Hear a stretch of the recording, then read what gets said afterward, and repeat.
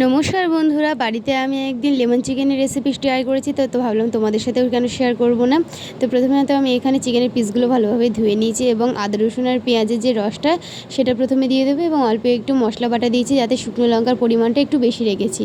আর অল্প একটু সাদা তেল আর 1 চিমটে একটু গন্ধরাজ লেবু দিয়ে আমি খুব ভালোভাবে ম্যারিনেশনটা 1 ঘন্টা মতো রেখে দিয়েছিলাম। আর তারপরে তেল গরম করে তাতে গোটা গরম মশলা আর তেজপাতা দিয়ে ফোড়ন করে নেওয়ার পরে যে অল্প একটু আদা রসুন কুচি করা ছিল সেটা দিয়ে দেবো। দেওয়ার পর যে চিকেনটা ছিল সেটা দিয়ে অল্প একটু জল দিয়ে চিকেনটা কিন্তু অনেকক্ষণ ধরে আমরা চাপা দিয়ে সিদ্ধ করবো, যেহেতু লেগ পিস অনেকক্ষণ টাইম লাগবে সিদ্ধ হতে, তাই জন্য একটু সময় নিয়েই করবে। তারপরে এখানে আমি জিরে মরিচের গুঁড়ো দিয়েছিলাম, যেটা একসাথে করা থাকে।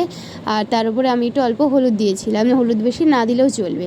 দেওয়ার পর আমরা এখানে মাংসটা অনেকটা সিদ্ধ হয়ে আসার পরে কিন্তু আমরা এখানে নুন দেবো। দেওয়ার পর মাংসটা আরও বেশ কিছুক্ষণ ভালোভাবে নাড়াচাড়া করবো যতক্ষণ না তেল ছেড়ে শুকনো শুকনো হয়ে আসে। এবং তারপর এখানে আমি একটু গরম জল দিয়ে দিয়েছিলাম। দেওয়ার পর চিকেনগুলো আরও অনেকক্ষণ আমি সিদ্ধ করতে টাইম লেগেছিলো, তাই জন্য অনেকটা জল দিয়েছিলাম সিদ্ধ হওয়ার জন্য।